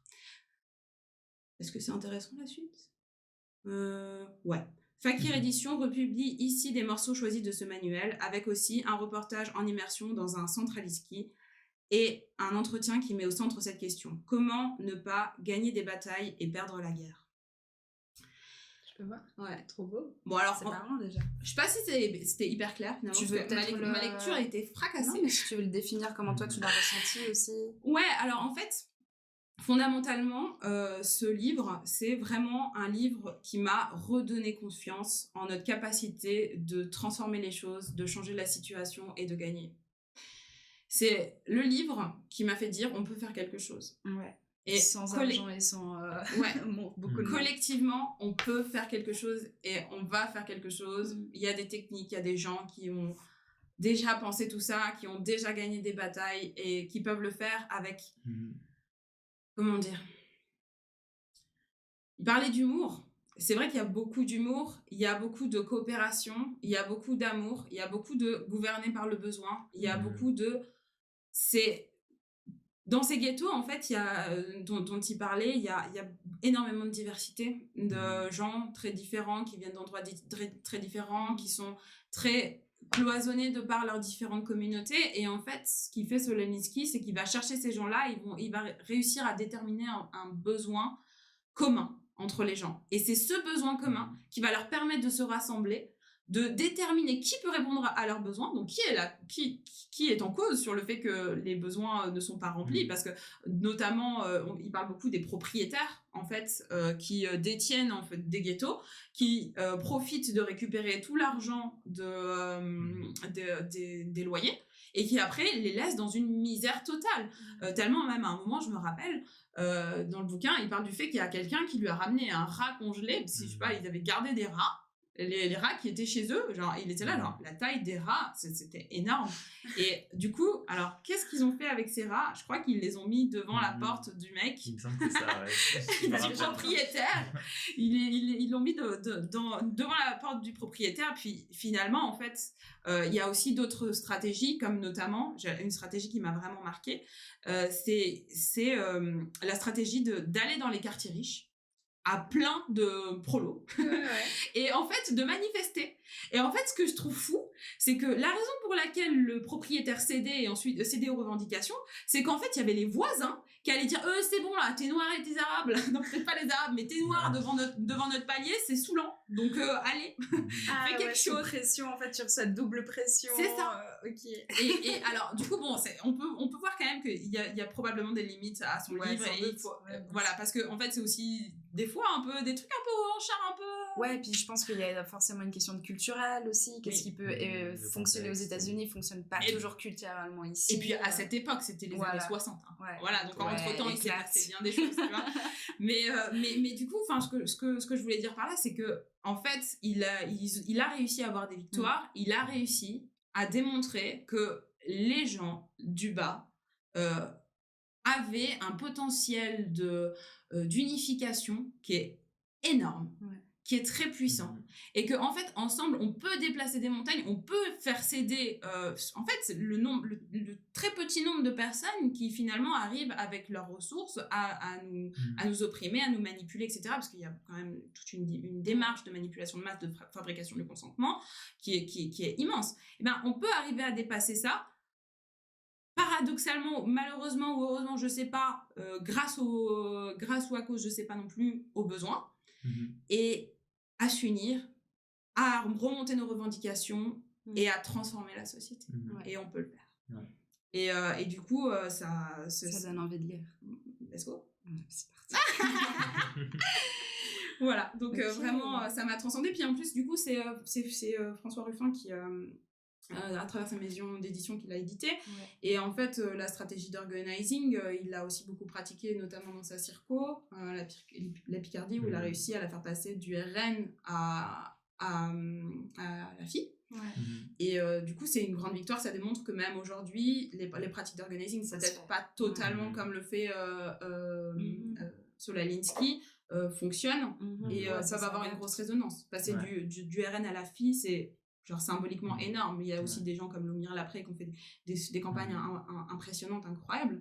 Et donc du coup ça donne beaucoup d'espoir, et je sais qu'on va pouvoir créer un laboratoire avec Agisson pour Ouais, nous c'est aider, l'objectif. nous permettre d'incarner en fait Total. cette stratégie. Ouais. J'en suis sûre. Toi, t'as l'impression qu'il faut déjà être genre militant expérimenté pour lire ce livre ou Pas du tout. juste tu t'intéresses sur les Pas du questions Ok. Non, n'importe Donc, qui. pour tout le monde. Tout le monde. Je vais filer à ma Nécessaire. maman, à tout le monde. Voilà, let's go. Ok. Puis j'avais une deuxième petite ref, mais ça, ce Mhm. serait une référence un peu plus globale. Ouais. Ok, dis-nous C'est que, seulement. en fait, il y a toujours, même dans mes moments les plus sombres, et même, je dirais surtout dans mes moments les plus sombres, mais dans les moments les plus sombres où j'étais le moins impliquée, où j'étais vraiment le plus impliquée dans des trucs futiles comme la fête ou ce genre de choses, il y a toujours quelque chose qui m'a ramenée à qui j'étais, à d'où je venais, c'est le rap. Le rap. Le rap français. Moi, j'aimerais quand même Ouais. remercier le rap français, porter un hommage au rap français. On doit le dire. Parce que, en fait, même si, à l'époque, je me retrouvais beaucoup dans les textes, notamment les anciens textes de VLD ou ce genre de choses, et au bout d'un moment, je me suis plus du tout reconnue dans ces textes-là. Mais en fait, je me suis rendu compte que même en ne me reconnaissant plus dans ces textes-là, je les écoute encore. Et en fait, ça me rappelle vraiment que comment dire, il y a un véritable besoin aujourd'hui en tant que société à évoluer pour réduire les inégalités sociales. Absolument. Ça me rappelle vraiment que nos parents, ils viennent de loin, on les a fait venir notamment en France, en Suisse aussi, on leur a promis monts et merveilles, ensuite on les a parqués dans des HLM, on les a, ils ont été un peu ostracisés, ils ont perdu beaucoup de dignité, on leur a donné des tafs que les blancs ne voulaient pas. D'ailleurs, en Suisse, on voit ça aussi. J'en ai pas parlé, mais en tant que Français, les Frous, on prend beaucoup de taf que les Suisses veulent pas faire. Donc voilà, et donc du coup, moi, je pense que c'est important actuellement de rendre hommage en fait à ces quartiers populaires, aux gens, que ce soit en fait dans les HLM, aux personnes racisées, aussi aux ouvriers, aux ouvrières, aux gens qui travaillent dans l'ombre. Et c'est vrai que la culture rap, elle a vraiment mis ça en lumière. Ouais. Total. Je suis d'accord. Oui, bah moi en tout cas, ça me permet à chaque fois de me rappeler d'où je viens. Voilà, et c'est pour ça que j'avais besoin de rendre cet hommage. Et je vous remercie. Merci pour ces rêves. Ouais. C'est trop bien. Trop beau. L'une complètement rien à voir avec l'autre, mais si complémentaires, j'adore. Finalement, elles sont complètes quand même. En fait, il y en a une qui va vers le passé et il y en a une qui va vers le futur, mais toujours avec son passé en mémoire et dans le cœur. Donc t'es solide sur le présent. Exactement. Suivez Julie. Est-ce que c'est à moi de présenter ma ref? Je sais pas, moi j'ai pas trop de refs, mais peut-être le temps que tu répondes, je peux réfléchir. Moi j'en avais d'autres, mais en fait j'ai envie de faire le lien parce que moi j'écoute pas mal de rap aussi, il se trouve. Et puis je l'ai lu il y a un petit moment, il y a un an et demi, quand il est sorti. Mais c'est un bouquin qui, je sais pas si je peux en tirer des conclusions hautes, mais il m'a fait grave du bien aussi. En fait, c'est une espèce d'analyse politique un peu, pas que du rap, mais on a une bonne partie du rap. C'est un petit bouquin qui s'appelle Rester barbare, de Louisa Yousfi. Et bref, elle fait une analyse un peu antiraciste, mais aussi plus large de différentes expressions artistiques et autres. Puis comme il y a une figure qui est dans toutes ses œuvres, qui est un peu la figure du barbare, qui est la figure du descendant de l'immigration postcoloniale, enfin bref et tout. Puis bref, elle analyse, il y a un chapitre sur Booba, il y a un chapitre sur PNL. Mais non. Et en fait, c'est un essai littéraire sur PNL, sur Booba, et deux artistes, un groupe et un artiste que j'écoute beaucoup, surtout PNL en vrai moment. Et en fait, il était trop bien ce livre. C'était ma meilleure lecture de l'année dernière, je pense. Donc voilà, lisez-le. Tu peux rappeler le nom du livre? Ça s'appelle Rester barbare. Rester barbare. J'adore. Les éditions La Fabrique. Ok. Cool. Ouais, voilà. Ok, my turn. Bon, j'ai pas de rêve. Mais du coup, je vais peut-être juste mentionner une artiste de Lausanne que j'aime beaucoup et que je sais que Elle a un style assez soul, groovy, et elle fait du bien, et elle représente beaucoup la communauté aussi de Noirs de Lausanne, et puis elle porte ça super bien. Du coup, c'est Navy, Ok. N-N-A-V-Y. Ouais, mettez ça sur ce petit YouTube, genre c'est juste la musique qui fait du bien, puis peut-être que ça peut être cool de clôturer sur son son bientôt. Du coup voilà, Navy, tu connaissais pas? Pas du tout, bah, j'irai Toi voir. Non non plus. plus. Mm, mm. Ouais, vraiment artiste Ok, bonne lausannoise découverte. qui est pas mal dans le game là récemment. Enfin, récemment. Il y a un an, elle a fait le clip chez Colors et là, ça l'a complètement Ah, tant boosté mieux. du coup. Et Ouais. Donc c'est pas si niche que ça alors. pas si niche que ça en Ok. vrai. Et puis voilà, la fierté d'avoir une artiste sur Colors lausannoise. De fou, bah, heureusement que tu l'as dit. Hein. Ouais, Ouais. Je suis trop vraiment contente. cool. Hein. Et elle est dingue, elle est vraiment dingue. Ouais. Dingue. Ok. En tout cas, vraiment contente que vous ayez fait des refs d'antiracistes de talent. Ouais, super cool hein. Ok, bah du coup on arrive à la fin. Je C'est une fin. voulais te remercier Julie Ouais, merci d'avoir beaucoup. Merci à participé à vous. cette émission. M'avoir Merci invité. Diana d'avoir co-animé ça avec moi. Je vous remercie à toutes les personnes qui ont suivi cette émission aujourd'hui.